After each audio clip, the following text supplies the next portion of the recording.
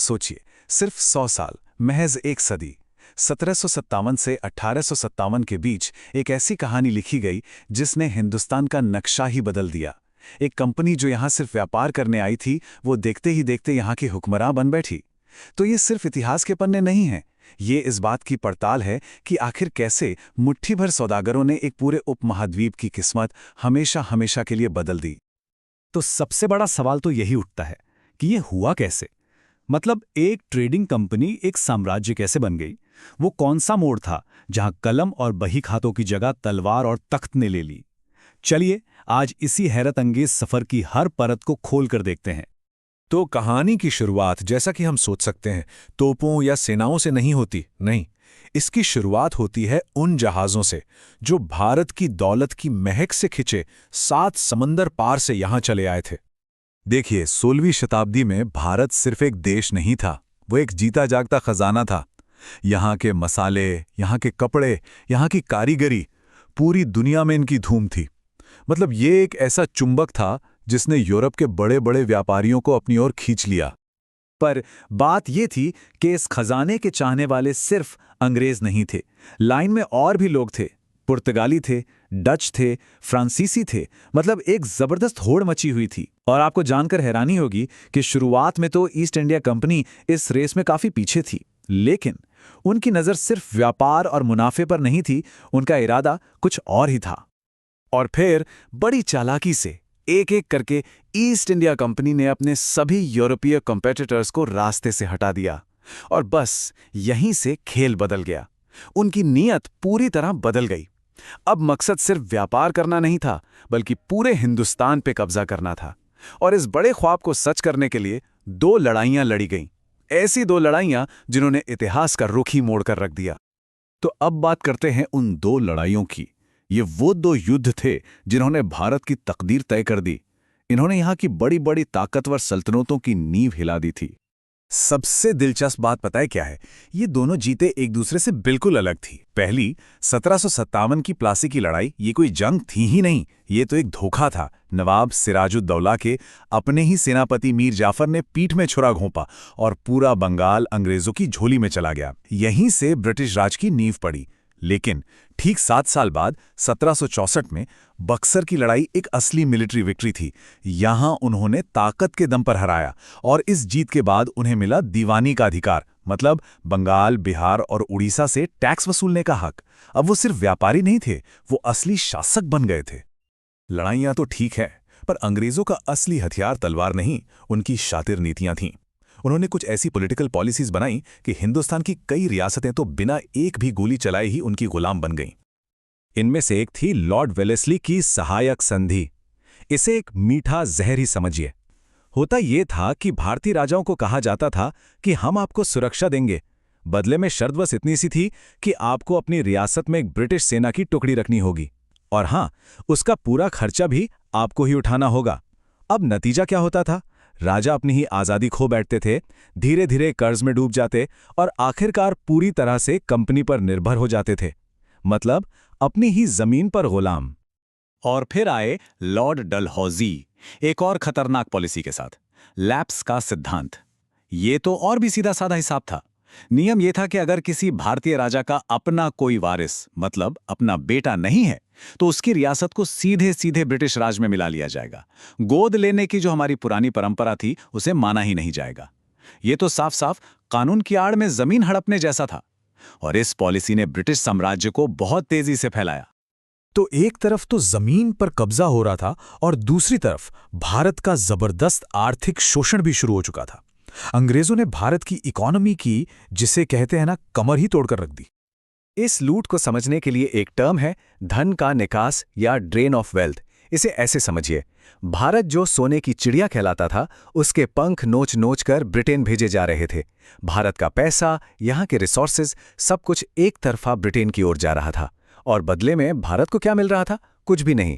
इसी पैसे से ब्रिटेन में इंडस्ट्रियल रेवोल्यूशन की नींव रखी जा रही थी और यहाँ भारत दिन ब दिन गरीब होता जा रहा था। और इसका असर जमीन पर बहुत ही भयानक था। भारत के जो हुनरमंद कारीगर थे, वो बेरोजगार हो गए। क्यों? क्योंकि बाजार में ब्रिटेन की मशीनों से बना सस्ता माल भर गया था। तो अब भारत बस कच्चा माल जैसे कि कपास उगाने वाला देश बनकर रह गया, जिससे ब्रिटेन भेजा जाता था। और किसानों का तो हाल ही बेहाल था। उन पर टैक्स का बोझ इतना ज्यादा था कि उनकी हालत बद से बदतर होती चली गई। अब देखिए, जब 100 साल तक जुल्म और लूट होती है तो गुस्सा तो फूटेगा ही, और वही हुआ। 100 साल का ये सारा गुबार, ये शोषण 1857 में एक जबरदस्त विस्फोट के तौर पर सामने आया। ये थी आज़ादी की पहली चिंगारी। सब कुछ शुरू हुआ मेरठ की छावनी से। मंगल पांडे जैसे सिपाहियों ने बगावत का बिगुल बजाया और ये चिंगारी बहुत तेजी से दिल्ली पहुंची। वहां बागियों ने शहर पर कब्जा कर लिया और मुगल बादशाह बहादुर शाह जफर को अपना लीडर बना दिया। फिर तो क्या था, देखते ही देखते ये आग झांसी, कानपुर, लखनऊ, पूरे उत्तर भारत में फैल गई। इस आज़ादी की पहली लड़ाई में कई महान नायक और नायिकाएं सामने आए। झांसी की रानी लक्ष्मीबाई, कानपुर से नाना साहेब और तात्या टोपे, लखनऊ से बेगम हजरत महल और दिल्ली से बहादुर शाह जफर। इन सभी ने अपनी जान की परवाह ना करते हुए अंग्रेजी हुकूमत की चूल्हे हिला दी। अब अंग्रेजों ने इस विद्रोह को बहुत बेरहमी से कुचल दिया। कंपनी का राज तो खत्म हो गया, लेकिन भारत अब सीधे ब्रिटेन की रानी के अधीन, यानी ब्रिटिश क्राउन का गुलाम बन गया। तो क्या ये क्रांति फेल हो गई? अगर मिलिट्री के नजरिए से देखें तो हाँ, लेकिन इसने एक ऐसा काम कर दिया जो पहले कभी नहीं हुआ था। इसने पूरे देश के लोगों के दिलों में स्वराज्य, मतलब अपने राज की एक ऐसी आग जला दी जो अब बुझने वाली नहीं थी। ये वो बुनियाद थी जिस पर आगे चलकर आज़ादी की लड़ाई की पूरी इमारत खड़ी हुई। हाँ, 1857 की उस चिंगारी को वक्ती तौर पर तो बुझा दिया गया, पर सवाल ये उठता है कि यही दबी हुई चिंगारी आगे चलकर आज़ादी की वो मशाल कैसे बनी जिसने एक दिन दुनिया के सबसे बड़े साम्राज्य को जलाकर राख कर दिया। ये वो कहानी है जो आज भी हम सबको सोचने पर मजबूर करती है। तो चलिए आज समय में थोड़ा पीछे चलते हैं और भारत की उस कहानी को समझते हैं जब एक सोई हुई कौम ने, कह सकते हैं, पहली बार अपनी आंखों में आज़ादी का सपना देखना शुरू किया था। ये सिर्फ कोई 60 साल का इतिहास नहीं है, बिल्कुल नहीं। ये तो एक पूरे राष्ट्र के जन्म की गाथा है। तो चलिए इस सफर की शुरुआत करते हैं। तो इस कहानी की शुरुआत होती है एक बहुत बड़े विरोधाभास से। मतलब एक तरफ तो 1857 के विद्रोह के बाद ब्रिटिश क्राउन ने बड़े बड़े वादे किए, समानता का, न्याय का। लेकिन असलियत में क्या हुआ? हकीकत ये थी कि शोषण और भेदभाव वैसे का वैसा ही, बल्कि और ज्यादा जारी रहा। और बस इसी धोखे ने, कह सकते हैं कि असंतोष का वो पहला बीज बो दिया था।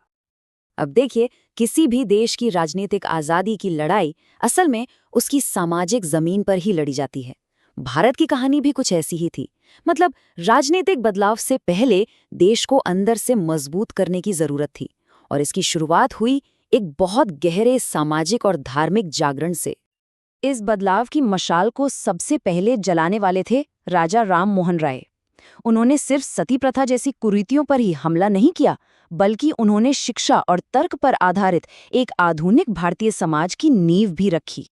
और फिर उनके बाद आए ईश्वर चंद्र विद्यासागर। उन्होंने विधवाओं के अधिकारों के लिए एक ऐसी लड़ाई लड़ी जिसने समाज की सदियों पुरानी सोच की, कह सकते हैं, जड़ों को हिलाकर रख दिया था। इसी दौर में स्वामी विवेकानंद ने शिकागो में अपने उस ऐतिहासिक भाषण से पूरी दुनिया में भारतीय दर्शन का डंका बजा दिया। उन्होंने युवाओं को अपनी विरासत पर गर्व करना सिखाया और उन्हें अपना भविष्य खुद बनाने के लिए प्रेरित किया। और फिर स्वामी दयानंद सरस्वती का वो शक्तिशाली नारा गूंजा, वेदों की ओर लौटो। आर्य समाज के जरिए उन्होंने भारतीय संस्कृति और ज्ञान की जड़ों से फिर से जुड़ने का आह्वान किया। और सच कहूं तो ये सिर्फ एक नारा नहीं था, ये अपनी खोई हुई पहचान को फिर से हासिल करने का एक पूरा आंदोलन था। तो अब देखिए, जब समाज अंदर से बदलने लगा तो उसे अपनी बात कहने के लिए एक राजनीतिक आवाज की जरूरत भी महसूस हुई। इस सामाजिक जागरण ने ही एक संगठित राजनीतिक मंच के लिए, कह सकते हैं, जमीन तैयार की, और यहीं से भारतीय राष्ट्रीय कांग्रेस का जन्म हुआ।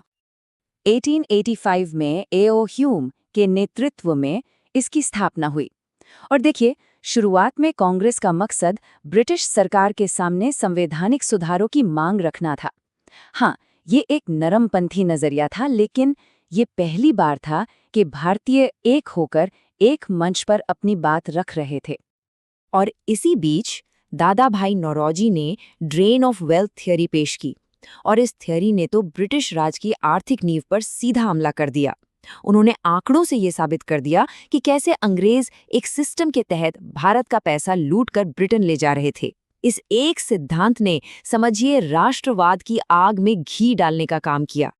लेकिन सिर्फ याचिकाओं और प्रार्थनाओं से तो आज़ादी नहीं मिलती है ना। जब नरमपंथी तरीकों से बात नहीं बनी तो राष्ट्रवाद ने एक नया और ज्यादा आक्रामक मोड़ लिया। और अब मांग सिर्फ सुधारों की नहीं थी, बल्कि स्वराज की थी, यानी अपना राज। और इस बदलाव का सबसे बड़ा कारण बना 1905 में लॉर्ड कर्जन का बंगाल को बांटने का फैसला। ये सीधी सीधी बांटो और राज करो की नीति थी, और इसके जवाब में पूरे देश में स्वदेशी आंदोलन की एक जबरदस्त लहर दौड़ गई। इस आंदोलन ने मुखर नेताओं की एक नई पीढ़ी को सामने ला खड़ा किया। बाल गंगाधर तिलक, लाला लाजपत राय और बिपिन चंद्र पाल, यानी लाल, बाल और पाल। इनका मानना साफ था कि आज़ादी भीख में नहीं मिलेगी, इसे लड़कर हासिल करना होगा। और बाल गंगाधर तिलक का ये नारा, स्वराज मेरा जन्मसिद्ध अधिकार है और मैं इसे लेकर रहूंगा, ये नारा उस दौर की भावना का प्रतीक बन गया। अब डर या हिचकिचाहट के लिए कोई जगह नहीं बची थी। लक्ष्य एकदम साफ था, स्वराज। अब देखिए, कांग्रेस की मुख्यधारा की राजनीति के साथ साथ देश के कोने कोने में कई गुप्त क्रांतिकारी संगठन भी उभर रहे थे। अनुशीलन समिति हो या गदर पार्टी या भारत माता समाज, इन सबका लक्ष्य एक ही था, सशस्त्र संघर्ष के जरिए अंग्रेजों को भारत से बाहर निकालना और पूरी आज़ादी हासिल करना। तो अब तक ये आंदोलन काफी परिपक्व हो चुका था। मतलब ये अब अलग अलग विरोध प्रदर्शनों से आगे बढ़कर स्वशासन के लिए एक एकीकृत राष्ट्रव्यापी मांग में बदल गया था। अब भारत एक आवाज में बोल रहा था। 1916 में एनी बेसेंट और तिलक दोनों ने होम रूल आंदोलन शुरू किया। इसका मकसद था ब्रिटिश शासन के तहत ही भारतीयों के लिए अपना शासन यानी होम रूल स्थापित करना। ये एक बहुत ही संगठित राजनीतिक अभियान था। और ठीक इसी समय एक और बहुत महत्वपूर्ण घटना घटी, जिसे हम लखनऊ समझौते के नाम से जानते हैं। कांग्रेस और मुस्लिम लीग दोनों ने मिलकर स्वशासन की मांग की, जिससे ब्रिटिश सरकार पर दबाव और भी ज्यादा बढ़ गया। ये जो एकता थी, यही इस आंदोलन की सबसे बड़ी ताकत थी। तो 1858 से लेकर 1919 तक भारत ने गुलामी की जंजीरों में जकड़े हुए भी अपनी आवाज को पाया, संगठित होना सीखा और स्वराज को अपना अंतिम लक्ष्य बनाया। ये राष्ट्रीय चेतना का उदय था, एक नए सवेरे की पहली किरण। लेकिन हाँ, आज़ादी की सुबह अभी भी दूर थी और सबसे बड़ी लड़ाइयाँ तो अभी लड़ी जानी बाकी थीं। आज बात करते हैं भारत की आज़ादी की लड़ाई के उस आखिरी दौर की, वो दौर जो सबसे अहम, सबसे निर्णायक था। सवाल ये है कि इतने संघर्ष और इतने बलिदान के बाद आखिर एक देश कैसे बना। आइए इस कहानी में थोड़ा और गहरा उतरते हैं और देखते हैं कि दुनिया के सबसे बड़े लोकतंत्रों में से एक ने अपनी आज़ादी कैसे हासिल की। तो ये कुछ अहम पड़ाव हैं हमारी कहानी के। 1915 में गांधी जी की वापसी से लेकर 1919 का वो भयानक नरसंहार, 1930 का नमक मार्च, फिर 1942 का आखिरी बड़ा आंदोलन और आखिर में 1947 में आज़ादी। हर एक घटना अपने आप में एक मील का पत्थर थी। तो हमारी कहानी शुरू होती है साल 1915 से। एक ऐसा शख्स भारत लौटता है जो आगे चल के आज़ादी की लड़ाई का, कह सकते हैं, पूरा चेहरा ही बदलने वाला था। जी हां, 1915 में महात्मा गांधी दक्षिण अफ्रीका में 21 साल बिताने के बाद भारत वापस आए। और वो अकेले नहीं आए, अपने साथ एक बिल्कुल नया तरीका, एक नई सोच लेकर आए थे, अहिंसा और सत्याग्रह के। उनकी सोच के दो सबसे बड़े स्तंभ थे, अहिंसा मतलब बिना हिंसा के अपनी बात रखना, और सत्य यानी सच्चाई के लिए डटे रहना। और उन्होंने सिर्फ बातें नहीं की, चंपारण, खेड़ा और अहमदाबाद जैसे शुरुआती आंदोलनों में इन सिद्धांतों को जमीन पर उतार कर भी दिखाया। और इसका असर, इसने पूरे देश को एक नया रास्ता दिखाया। अब हम आते हैं साल 1919 पर। आंदोलन धीरे धीरे जोर पकड़ रहा था, लेकिन फिर एक ऐसी घटना हुई जिसने सब कुछ, बिल्कुल सब कुछ बदल कर रख दिया। तारीख थी 13 अप्रैल 1919। जगह थी अमृतसर का जलियांवाला बाग। वहां हजारों लोग बिल्कुल निहत थे, शांति से इकट्ठा हुए थे। और तभी जनरल डायर ने अपनी टुकड़ियों को उन पर गोली चलाने का हुक्म दे दिया। नतीजा, हजारों की तादाद में लोग या तो मारे गए या घायल हुए। इस एक घटना ने पूरे देश को झकझोर कर रख दिया। देखिए, ये घटना ब्रिटिश हुकूमत की क्रूरता का एक जीता जागता सबूत बन गई। और इसी के बाद गांधी जी ने 1920 में असहयोग आंदोलन की शुरुआत की। ये एक तरह का टर्निंग पॉइंट था। 10 साल आगे चलते हैं, 1930 तक। अब आज़ादी की लड़ाई एक नए दौर में पहुंच चुकी थी। ये दौर था जनशक्ति का, और इसकी मिसाल बना एक बहुत ही साधारण सा लेकिन उतना ही ताकतवर विरोध। हुआ ये कि अंग्रेजों ने नमक पर अपना कानून बना दिया था, नमक जैसी जरूरी चीज पर भी टैक्स। तो इसके विरोध में गांधी जी ने दांडी मार्च शुरू किया। सोचिए, 240 मील की पैदल यात्रा सिर्फ नमक कानून तोड़ने के लिए। और इस एक कदम ने ना पूरे देश में आज़ादी की एक ऐसी लहर दौड़ा दी कि पूछिए मत। इसने ये साबित कर दिया कि बिना हथियार उठाए भी लाखों लोग मिलकर अंग्रेजी हुकूमत की नींव हिला सकते हैं। अब वक्त आता है 1942 का। पूरी दुनिया में दूसरा विश्व युद्ध चल रहा था और भारत में आज़ादी की मांग अपने चरम पर पहुंच रही थी। और इसी माहौल में गांधी जी ने भारत छोड़ो आंदोलन का ऐलान कर दिया। ये अंग्रेजी हुकूमत के लिए आखिरी और सबसे बड़ी चुनौती थी। अब बात सिर्फ सुधार की नहीं थी, बल्कि सीधी मांग थी, भारत छोड़ो। और इसी आंदोलन में गांधी जी ने वो नारा दिया जो इतिहास बन गया, करो या मरो। मतलब अब या तो आज़ादी हासिल करनी है या इस कोशिश में अपनी जान दे देनी है। लेकिन कहानी में एक और पहलू भी था।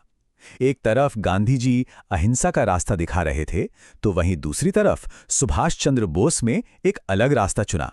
उन्होंने आज़ाद हिंद फौज बनाई। उनका नारा था, तुम मुझे खून दो, मैं तुम्हें आज़ादी दूंगा। तो जाहिर है मंजिल एक ही थी, आज़ादी, लेकिन रास्ते अलग अलग थे। और इन दोनों ही ताकतों ने अंग्रेजों पर जबरदस्त दबाव बनाया। तो दशकों के इस लंबे संघर्ष के बाद आखिरकार वो घड़ी आ ही गई। साल था 1947 और भारत अपनी आज़ादी की दहलीज पर खड़ा था। 15 अगस्त 1947 भारत आज़ाद हो गया। एक तरफ जीत का जश्न था, तो दूसरी तरफ एक बहुत बड़ा दुख भी था। ये आज़ादी बंटवारे के दर्द के साथ आई थी। एक देश दो हिस्सों में बंट गया, भारत और पाकिस्तान। और इस बंटवारे ने एक ऐसा जख्म दिया जिसे भरने में सालों लग गए। लाखों लोगों को अपना घर छोड़ना पड़ा और बहुत हिंसा भी हुई। तो इस पूरी कहानी से, इस संघर्ष से हम क्या सीखते हैं? क्या सबक हैं जो आज भी हमारे काम आ सकते हैं? सबसे पहली और बड़ी बात तो ये है कि संघर्ष, त्याग और एकता में इतनी ताकत होती है कि वो नामुमकिन को भी मुमकिन बना सकती है। जब आम लोग एक साथ खड़े हो जाते हैं तो कुछ भी हासिल किया जा सकता है। और हाँ, ये सिर्फ किताबों में लिखी तारीखें या कुछ बड़े नेताओं की कहानी नहीं है। ये उन करोड़ों लोगों की कहानी है जिन्होंने इस देश के लिए अपना सब कुछ कुर्बान कर दिया। तो सवाल ये उठता है कि इतिहास से मिले सत्य, एकता और त्याग की ये सबक आज हमारे आगे का रास्ता कैसे तय कर सकते हैं? कैसे हम इन सबकों से प्रेरणा लेकर आज को और आने वाले कल को बेहतर बना सकते हैं? इसी सवाल के साथ आज के लिए इतना ही। जय हिंद।